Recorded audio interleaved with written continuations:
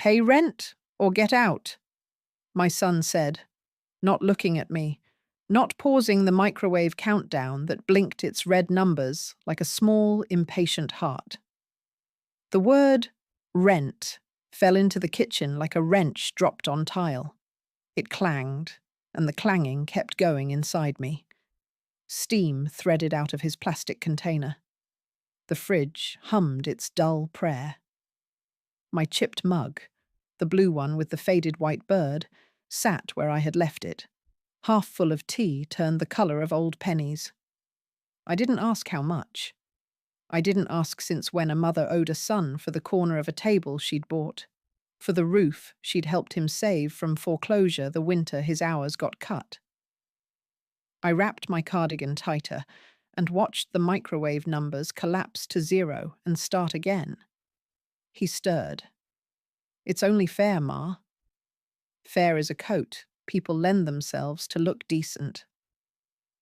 I folded the dish towel, smoothed its fraying edge, and went upstairs to my room that was no longer a room, but a promise of vacancy. A grey pull-out couch, a narrow dresser, a sign over the door that his wife picked from the craft store. Gather. It always felt like the word was telling me to collect my things, myself, and keep them out of the way. On the bedside table lay my late husband's watch. It hadn't ticked in 6 years, since the morning Ed's hands went cold. I put it on.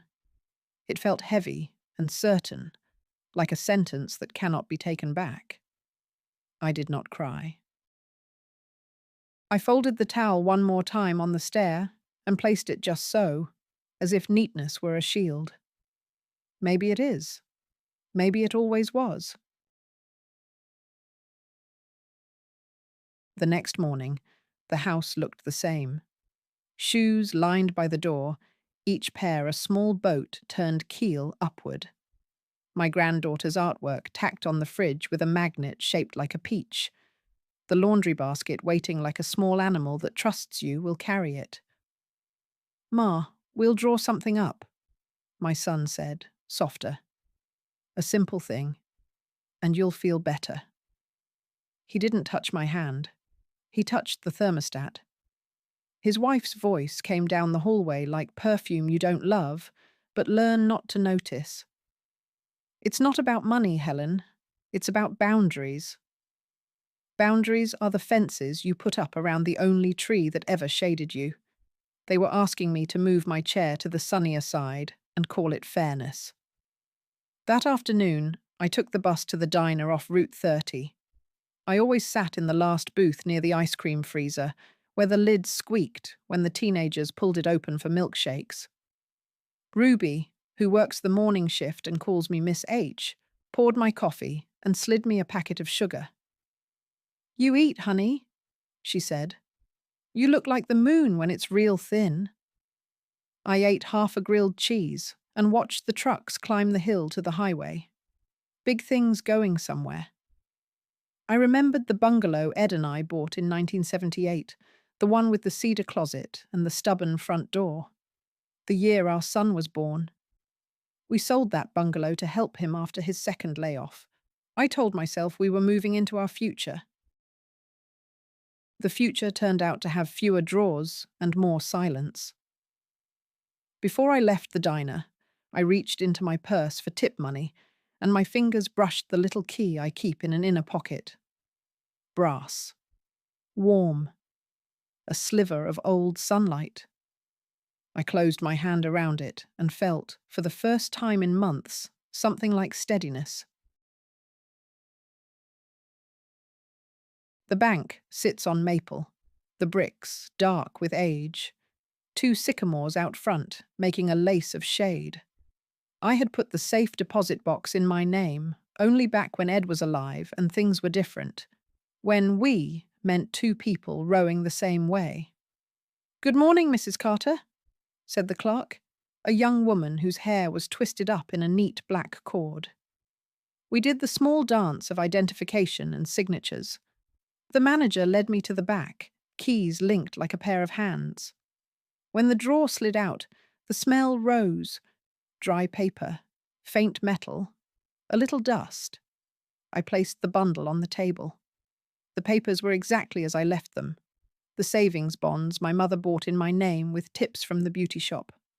The certificate of deposit rolled so many times its logo looked like a ghost. The letter from the union office about Ed's pension survivor benefits. Small, but sure. The copy of a deed for a half-interest in an old 4-unit building my Aunt Nora left me, the brick kind with narrow windows and a snow-choked stoop, in a neighborhood that people talked about like it was a story someone else told. Fortune is an odd word. Mine did not wear diamonds. It wore elastics and rubber bands and the square knots of my patience. It wore the habit of taking the earliest bus and bringing sandwiches to hospital waiting rooms. It wore, even, silence. I took a breath and copied some numbers into my small notebook, the one with the lavender cover and my grocery lists on the first pages.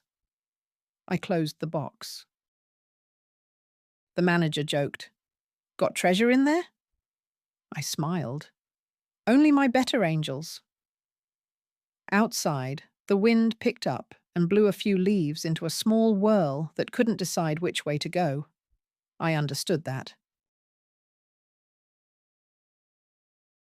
2 evenings later, I was folding the knitted throws in the living room when I heard them in the kitchen. My son's voice, low and flat. Hers, bright and fast like scissors. I wasn't sneaking. I was living in my home. "Her check comes on the 3rd, she said. That, plus rent, and we could finally replace the dishwasher. "She'll make a fuss," he said. "She likes to act generous then." "Generous? You mean guilty. She's taking up space. It's fine to need help, but we're not a charity. And if she can't handle it, assisted living is not evil. Plenty of people would be grateful." Plenty of people. The way some folks stack humanity, the way they stack plates. Large on the bottom, small on top.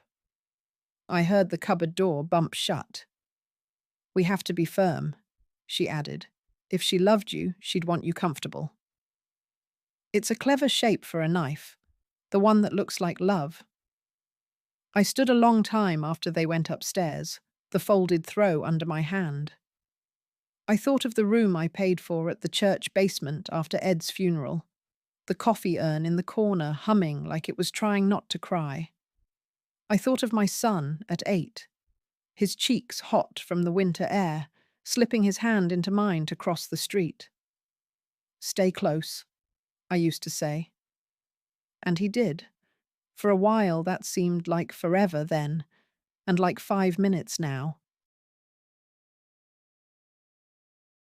On Sunday night, I took the train 2 stops to the senior centre on Lincoln. It used to be a post office. They left the marble counters, so everything feels official, even bingo. On the bulletin board, a flyer for a legal clinic flapped whenever someone opened the door. I copied the number. A woman I know from exercise class, Arla, with the white bob and floral sneakers, sat beside me and squeezed my elbow. "You got that look." "What look?" "The look of a woman standing on the diving board thinking of the pond she swam as a girl. Remembering it was cold, but how good it felt after. That look." I smiled. "You poetic today." "I'm broke," she said. "Poetry's free." Then she leaned in. "I had to tell my son no last week. He wanted to put a car in my name. He said it was easier for insurance. My friend at the DMV told me different." We shared a pack of peanut butter crackers. On the way home, I watched the town slip by in 2s and 3s, the laundromat bright as a little sun, the motel that used to be a nicer place, the pawn shop with a guitar on a hook in the window. I could have mourned the way things change. Instead, I counted how many lights there are even at night. Back at the house, the dishwasher was running, and their laughter came from behind the bedroom door. I climbed the stairs slowly and sat on the edge of the pull-out couch. I wrote down a few more names. Ms. Alvarez, the attorney from the clinic, the number of the credit union where Aunt Nora's building paid its rent, the locksmith I used years ago when I lost a key in a snowbank. I have always believed in lists. They gather your courage when your courage goes thin. Ms. Alvarez had square glasses and a way of speaking that made every word sound like it had been ironed and hung up properly.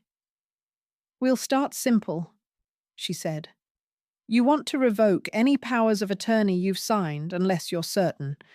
You want a will that reflects your current wishes.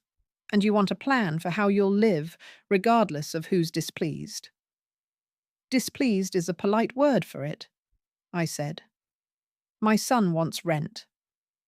"That's one way to spell control," she said, and her pen made a small, precise sound. She asked me questions. I answered. We put down numbers and names and what-if scenarios. She explained the building Aunt Nora had left me was more valuable than I realized. Tenants in good standing. A new boiler last year. "If you prefer not to manage it yourself, we can hire a company. If you prefer to sell, you'd have options." Options, I repeated. The word felt like opening a window in a stale room. When I left, a fine rain had started. I walked slowly, letting it dot my coat. At the crosswalk, a small boy in a red backpack took his father's hand and hopped over a puddle, like stepping on a little grey moon. His father laughed and hopped too. I stood there and felt something like grief and something like blessing laying coins on the same palm. At home, I made soup with what we had. A carrot, half an onion, a potato, a squeeze of tomato paste from the crumpled tube. I set a bowl at my place and ate, slowly. I did not invite them to share. We had already shared too much. It was a Tuesday when the store-bought sign above the door fell. I was dusting. The little nail had bent. The word, gather, cracked right through the middle. A hairline first, then a clean split as the Mabel vase chipped and the tiniest of glass sounds lifted into the room. I held the two halves. Sometimes a thing breaks, not to ruin the day, but to confirm it. My phone buzzed. Ruby, from the diner. "Miss H, you coming in?" "I'm walking." "Good. I got a seat by the window for anyone who needs to see they can still leave and arrive." We talked while I walked. She told me about her son in Kansas City who hadn't phoned in a while. I told her about the sign. "People buy words," she said. "They should buy actions. Come sit. I'll feed you pie." At the diner, steam fogged the glass where my breath would have if I'd leaned. I didn't. I watched the train tracks behind the dollar store and the fat grey stray who knew the schedule better than any commuter. Ruby put down a plate and a fork. "Pecan," she said, as if announcing a tide. Between bites, I called the locksmith. "Tomorrow," he said. 10 o'clock. I called Ms. Alvarez. "Tomorrow," she said. 1 o'clock. "Bring identification." I called the credit union, arranged to meet the building manager Friday. My voice surprised me, neither girlish nor scold. The voice of a woman who knows where the sugar is without turning on the light. When I left the diner, I held the door for a young mother with a stroller. She smiled and said, "Thank you, ma'am." Ma'am. Such a small crown, and yet it sat right on my head. The locksmith was efficient and kind. I asked him to change the lock on my bedroom door and to make 2 keys. He stood in the hallway, looked down the stairs, and then looked at me. "You got it, Ma'am?" "I do," I said, and felt it to be true. At 1 o'clock, I walked into Miss Alvarez's office with a folder under my arm and the copy of my marriage certificate, Ed's death certificate, my driver's license, the deed copy, and the list of what I wanted. We signed. We notarized. Ink made its quiet agreements on the paper. When I came home, I made an envelope. Inside it, I put a copy of the revocation of powers of attorney, a copy of my new will, which left the little I had to a fund for older women needing first month's rent, a note that said I would be moving out within 2 weeks and would not be paying rent in the interim, information for my son about the utilities he'd asked me to handle. I'd already transferred autopay to his account, and a check for the last groceries I had bought. I addressed the envelope in my neat schoolteacher script, even though I had never taught school, only myself. I put it on the kitchen table under the salt shaker like a paperweight holding down a storm. He found it after work. He didn't say anything. He read. He lifted the papers, looked at me as if I were a stranger trying on his mother's mouth. "What is this?" "It's me," I said. "On paper." His wife came in, eyes already sharp. She swallowed a laugh when she saw the sentences. "This is immature, Helen." "Immature is thinking you can make people disappear by naming them a burden," I said. Then I picked up the blue mug and rinsed it, slow as the tide. The envelope lay between us like a new continent. You can fit a life in 6 boxes if you decide carefully. 3 for books and photographs, 1 for dresses and sweaters, 1 for pots and the iron skillet with the handle worn smooth, 1 for what you didn't think you'd keep until you put it in your hand and felt its insistence. Ed's watch. A quilt my mother made from the aprons of the women who worked in her shop. An old map of Michigan. A pine cone from a park where my son learned to ride his bike. I rented a room by the month in a motel that hedged its bets with a Sunset Suites sign and a smell of soft bleach. The manager, Mrs. Givens, had the kind eyes of a woman who makes a perfect bed and then never speaks of it. "You from here?" she asked. "From everywhere I kept going," I said. We carried the boxes in together. The bedspreads were bright in the way of cheap optimism. The kitchenette had 2 thin pans and a scratched pot. I put my skillet next to them like a guardian. On the nightstand, I placed the watch and the little lavender notebook. The air conditioner rattled, stopped, rattled. I sat and listened. It sounded like patience finding its rhythm. I did not announce my departure. I left a key on the counter in my son's kitchen and a potted basil on the sill. I took the sign that had broken and laid it gently in the trash. Gather could be for someone else. On Friday, I met the building manager at Aunt Nora's place. The brick had been repointed. Someone had painted the back stairs. 3 tenants waved. One woman in an apron was sweeping her stoop as if her piece of sidewalk were a tongue she would keep clean. The manager showed me a ledger. "All current," he said. He was proud of that, as if current meant more than paid. In order, not behind, yes, but also water moving toward its ocean. "I don't want to sell," I told him. "I want it managed well, and the tenants treated like human beings." "Fair rents," he said. "Repairs on time. No surprises unless it's flowers." He laughed a little at his own joke. I liked that he made it, and didn't demand I laugh too. I signed the management contract on the hood of his car. I opened an account at the credit union for the building income, put Ms. Alvarez as the contact, and set up a monthly transfer to the fund Ruby and I had started in our heads and would now build in public. A small grant for older women to cover a security deposit, a lock change, a first bag of groceries in a new place. We called it Tuesday Table, because that's the day we always met at the diner. Fortune is an old word and a humble one when you divide it right. It doesn't have to shout. It can show up as a ledger, a lock, a pot of soup, a check that clears, a door that opens without anyone standing in your way. That night, at the motel, I made omelettes on my skillet and ate at the small square table with the lamp that insisted on buzzing. I wrote in my lavender notebook, I left, and the sky did not fall. I left, and the basil will still grow where I put it, and maybe they will see it and water it and think of something else to say besides rent.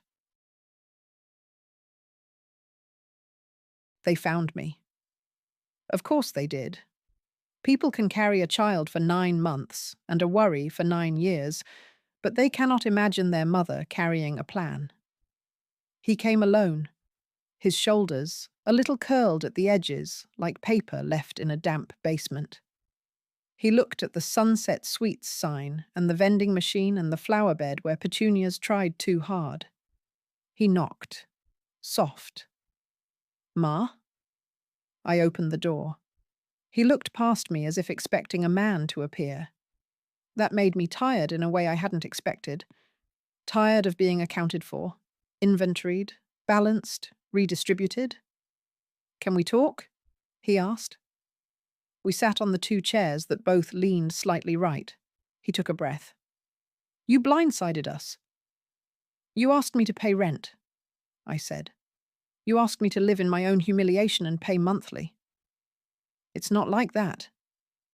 Then tell me what it's like. He rubbed his face. We're under pressure, Ma. The mortgage, the dishwasher, the kids. It's a lot. And you're there. It's a lot. I am not a dishwasher, I said. I am your mother. He opened his mouth, closed it. We miss you, he said finally. I believed the part of him that meant it. I also believed the part of him that missed the easy arithmetic of using a person's kindness as a line item. I will always be your mother, I said. I won't be your solution. Those are different jobs. He looked around the room again, at the skillet, at the watch, at the tidy stack of books. You had money, he said, and there it was. The astonishment that a woman like me, quiet, saving the edges of bread for breadcrumbs, turning sweaters inside out to shave off pills, had been carrying her own weather. I had enough, I said. Enough to leave. Enough to plant something for other women like me. He looked like he wanted to be angry. Instead, he looked 10 again, worried he would lose a game we hadn't even started to play. Do you need anything? I asked. He shook his head. We both knew that wasn't the right question. We put a jar on the diner counter. Ruby wrote the sign in her firm nurse's handwriting. Tuesday table. Helping older women start again. People tucked in dollar bills. Someone left a 10 with a note. For my mama, who couldn't leave when she needed to. Ms. Alvarez came by with pamphlets. The senior centre sent a volunteer who knew about landlords both good and bad by name. A woman with a knitted hat told us the way she left. 1 bag, a bus, a cousin's couch. Another woman said she couldn't leave because of the cat and the plants. Ruby wrote, someone who fosters cats, someone who waters plants. We began to make a list, not just of needs, but of undeserted things. In the motel room that night, I ran my hand over the quilt. The aprons my mother had cut up made squares of daisies, cherries, thin blue stripes. I thought of her strong wrists lifting ladies' hair onto rollers, the small talk that wasn't small because it kept people whole. My chest loosened like a knot the rain finally finds a way to. I called Arla and told her about Tuesday table. She cried.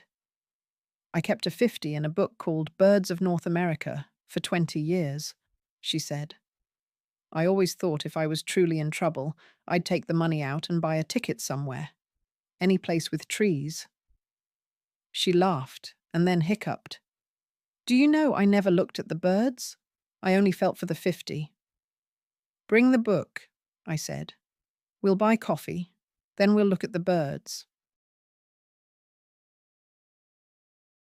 He called. It had been a month. Long enough for Basil to get tall. Long enough for the motel to stop feeling like a waiting room.